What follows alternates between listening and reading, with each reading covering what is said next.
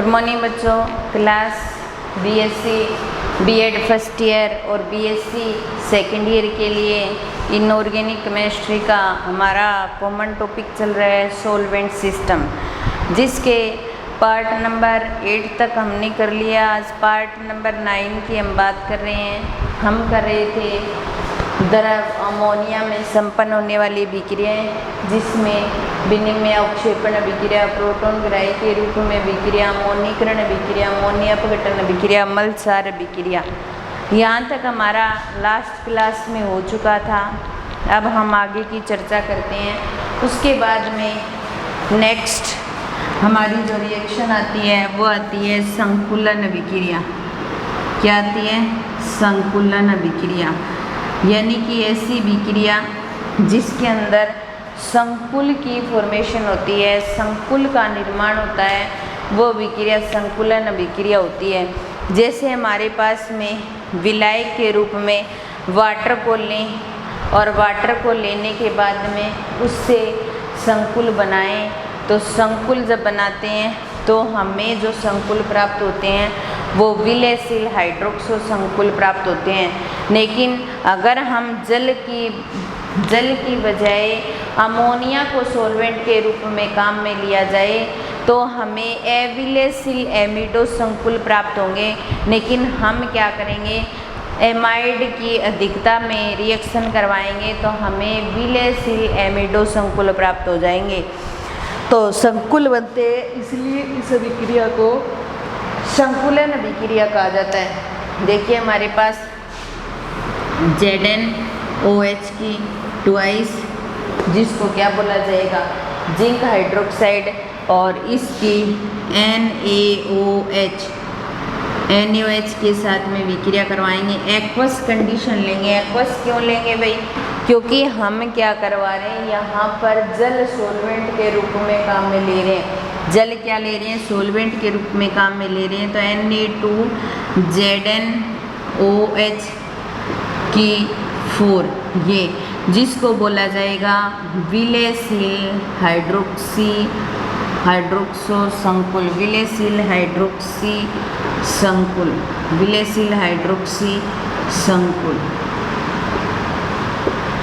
विलयशील hydroxy संकुल। तो संकुलन विक्रिया जिसके अंदर संकुल का निर्माण होता है वो संकुलन विक्रिया होती है। जिंक हाइड्रोक्साइड और NaOH के साथ में अगर सॉल्वेंट एक्वस लिया जाए तो विलयशील हाइड्रोक्सी संकुल बनते हैं।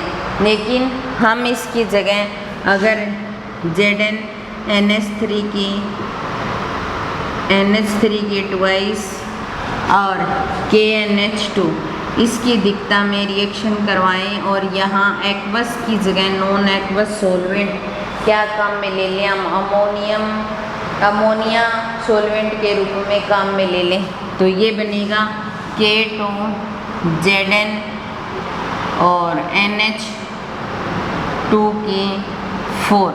इसको बोला जाएगा विलयशील एमिडो संकुल।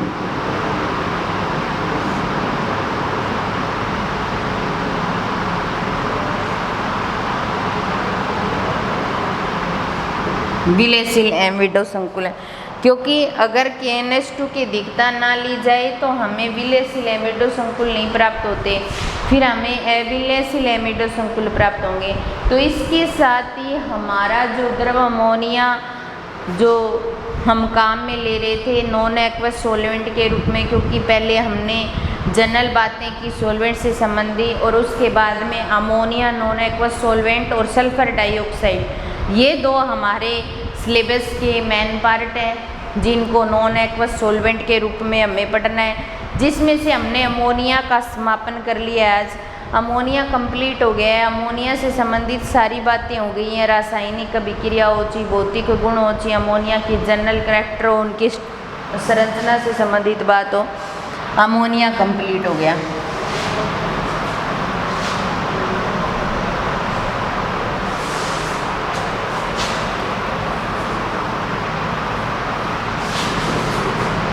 फिर उसके बाद में हम बात करते हैं, हमारे पास जो एक और संकुल, एक और जो काम में लेते हैं हम नॉन एक्वस सॉल्वेंट। दूसरा जिसको बोला जाता है SO2 या sulphur dioxide, sulphur dioxide. Sulphur dioxide जो होता है ये भी क्या होता है, नॉन एक्वस सॉल्वेंट होता है, नॉन एक्वस सॉल्वेंट होता है, जो जल की तरह ही द्रव पदार्थ होता है, जिसकी खोज जो है वो किसने की थी, बाल्डन नामक साइंटिस्ट ने की थी, बाल्डन ने की थी खोज। और ये एक नॉन एक्वस सॉल्वेंट है, नॉन एक्वस सॉल्वेंट है या अजलीय विलायक है।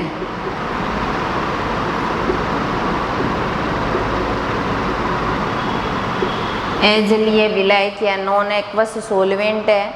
सल्फर डाइऑक्साइड खोज बाल्टन ने की थी, नॉन एक्वस सॉल्वेंट या अजलीय विलायक जिसको कहा जाता है। इसका ये जल की तरह ही द्रव पदार्थ होता है। इसका हिमांक जो होता है, हिमांक जो है वो होता है 197.5 केल्विन होता है। और अगर इसके क्वथनांक की बात करें तो इसका क्वथनांक जो होता है वो 263 केल्विन होता है।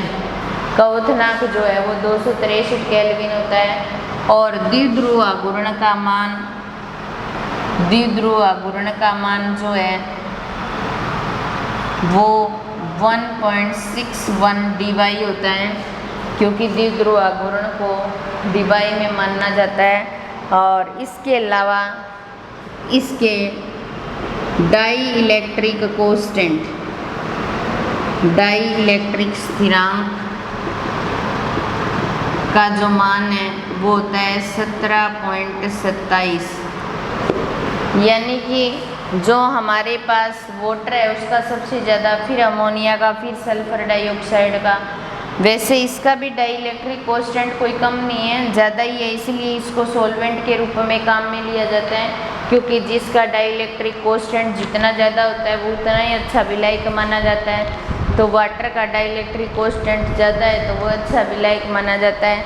तो यहाँ पर हमारे पास SO2 सल्फर डाइऑक्साइड जिसकी खोज बाल्डन ने की थी, नॉन एक्वस सॉल्वेंट या जलीय विलायक होता है, जल की तरह ही होता है, जल की तरह ही वर्क कर सकता है, लेकिन जल नहीं है, इसलिए इसको नॉन एक्वस सॉल्वेंट। हिमांक जो है वो 197.5 केल्विन, यानी कि इस टेम्परेचर पर आकर के ये जम जाती है। और क्वथनांक 263 केल्विन, इस टेम्परेचर पर आकर के ये बॉयल हो जाती है, वाष्प में चेंज हो जाती है। द्विध्रुव आघूर्ण 1.61 dBi होता है और डाई इलेक्ट्रिक कोस्टेंट का मान 17.27 होता है। इसके अलावा इसकी अनुनादी संरचना की हम बात करें, अनुनादी संरचना की हम बात करें कि इसकी अनुनादी संरचना किस प्रकार होती है, तो अनुनादी संरचना की अगर बात करें तो सल्फर और O और इस प्रकार ये जो होती है वो सल्फर होती है, इसको शो ना करें तो भी चलेगा। और अब इधर इस O को ऐसे बना दें और O, ये दो अनुनादी संरचनाओं के रूप में पाए जाते हैं। ये फर्स्ट अनुनादी संरचना, ये सेकेंड अनुनादी संरचना। रेजोनेटिक स्ट्रक्चर बोला जाता है इसको। रेजोनेटिक स्ट्रक्चर के अंदर हम क्या करते हैं, जो तीर का निशान होता है वो दोनों तरफ से लगाते हैं, ये होती है इनकी अनुनादी संरचना।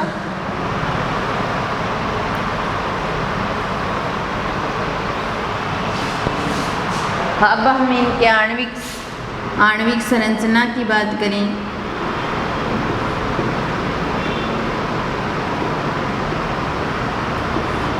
अगर आणविक संरचना की बात करें तो आणविक संरचना इस प्रकार होती है।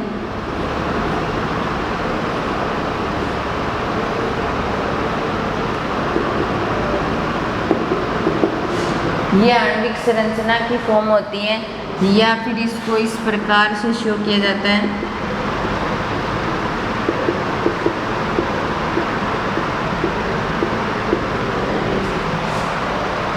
या फिर इसको, ये सल्फर होती है, इसका डबल बॉन्ड O और डबल बॉन्ड O, यहाँ भी लोन पेयर और यहाँ भी लोन पेयर, इस प्रकार से शो करते हैं अपने।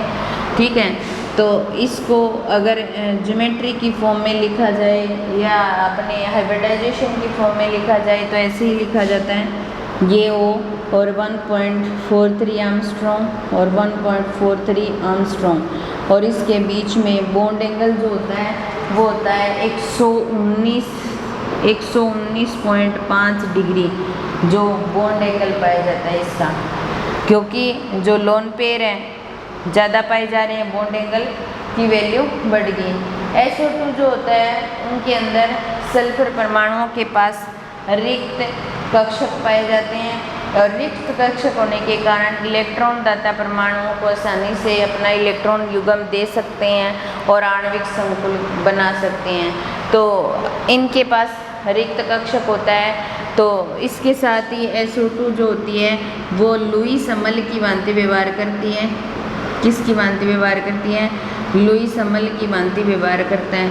SO2 है वो लुईस अमल की भांति व्यवहार करता है। SO2 भी जल की तरह आयनीकृत भी हो सकता है। SO2 जो है वो जल की तरह आयनीकृत हो सकती है, जैसे हमारे पास H2 प्लस H2 ये आपस में आयनीकृत हो सकते हैं, जैसे ऐसे होते हैं ना, H3O पॉजिटिव और OH नेगेटिव ये बनाते हैं, तो ये क्या हो रही है? जल आयनीकृत हो रहा है। इसकी तरह SO2 भी आयनीकृत हो सकती है, SO2 और प्लस SO2 ये आयनीकृत हो जाएंगे। तो इस प्रकार SO3 2 नेगेटिव और SO2 पॉजिटिव इस फॉर्म में ये आयनीकृत हो जाएंगे। तो जो इनके अंदर आयनीकृत होने की क्षमता भी पाई जाती है, जो SO2 है इसकी आणविक संरचना की हमने बात की, इनके अंदर जल की तरह आयनीकृत होने की भी क्षमता पाई जाती है।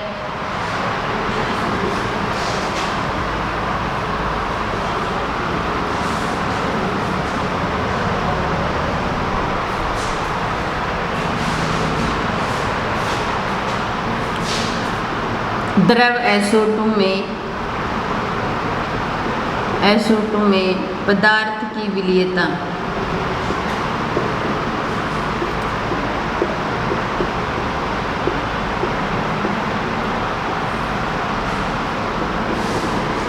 द्रव SO2 में पदार्थ की विलीयता। द्रव SO2 में पदार्थ की विलीयता की अगर बात करें तो एक कार्बनिक यौगिक की विलीयता की बात करें हम, एक अकार्बनिक यौगिकों की विलीयता की बात। तो पहले हम अकार्बनिक यौगिकों की विलीयता।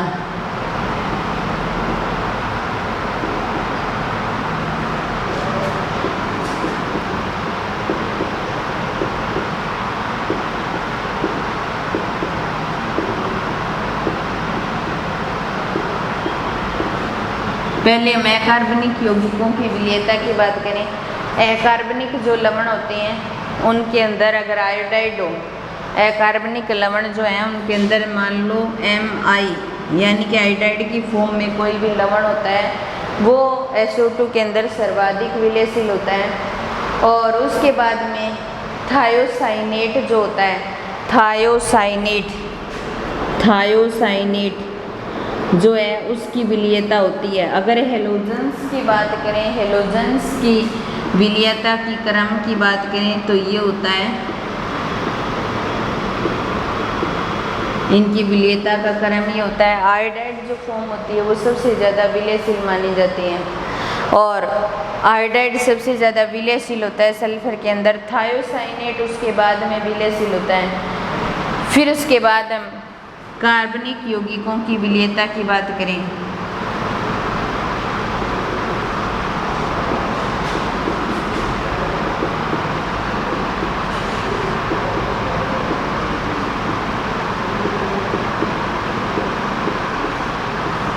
कार्बनिक यौगिक की विलीयता की बात करें तो देखिए, जो सल्फर डाइऑक्साइड है उसका डाइइलेक्ट्रिक कांस्टेंट का मान कम होता है।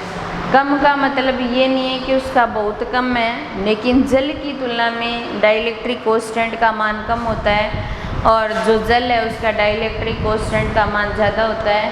तो जो कार्बनिक विलायक होते हैं उनकी विलेयता जल में ज़्यादा होती है और SO2 में क्या होती है, कम होती है। लेकिन फिर भी कई जो सहसंयोजी कार्बनिक यौगिक होते हैं वो आसानी से, जो हमारे पास सल्फर डाइऑक्साइड हम काम में ले रहे हैं सॉल्वेंट की फॉर्म में, उसमें विलयशील होते हैं। इसके अलावा कुछ एरोमेटिक हाइड्रोकार्बन्स जो होते हैं, और एरोमेटिक हाइड्रोकार्बन्स के अंदर जैसे सल्फोनीकरण, फ्रीडल-क्राफ्ट या ब्रोमीनीकरण की जो विक्रिया होती है वो SO2 में आसानी से संपन्न हो जाती है, क्योंकि वहाँ पर सल्फर डाइऑक्साइड के अंदर वो विलयशील होते हैं कार्बनिक यौगिक। तो कुछ कार्बनिक यौगिकों के सहसंयोजी बंद होने के बाद में भी वो SO2 में विलयशील होते हैं, और कुछ कार्बनिक यौगिक जो होते हैं वो विलयशील नहीं होते। तो ये क्या करते हैं, फ्रीडल क्राफ्ट विक्रिया आपने पढ़ी भी है और हम पढ़ेंगे भी। इसके अलावा सल्फोनीकरण और ब्रोमीनीकरण, ये विक्रिया जो होती हैं वो SO2 आसानी से शो कर सकता है और संपन्न कर सकता है। तो द्रव SO2 में पदार्थ की विलेयता की बात करी तो है कार्बनिक यौगिकों की विलेयता और कार्बनिक यौगिकों की विलेयता के अंदर इसमें आयोडाइड और थायोसाइनेट में ज़्यादा विलयशील होता है। कार्बनिक यौगिकों की विलेयता में फ्रीडल-क्राफ्ट विक्रिया, सल्फोनीकरण और ब्रोमीनीकरण में ज़्यादा विलयशील होते हैं। तो ये कुछ इनकी विलेयता से संबंधित बात थी। अब हम इनकी रासायनिक विक्रियाओं की बात करेंगे कि ये कौन कौन सी विक्रिया संपन्न करते हैं और कौन सी विक्रिया में किस तरीके का व्यवहार शो करते हैं। तो द्रव SO2 में संपन्न होने वाली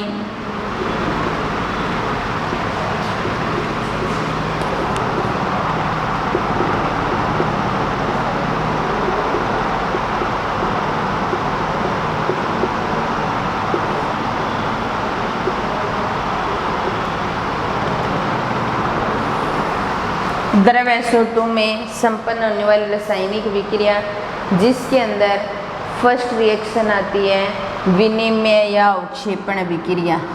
विनिमय या अवक्षेपण विक्रिया। अब इस रिएक्शन को हम तीसरी बार पढ़ रहे हैं, लेकिन अलग अलग जो सॉल्वेंट काम में लेते हैं उसमें अलग अलग प्रकार की विक्रिया होती हैं।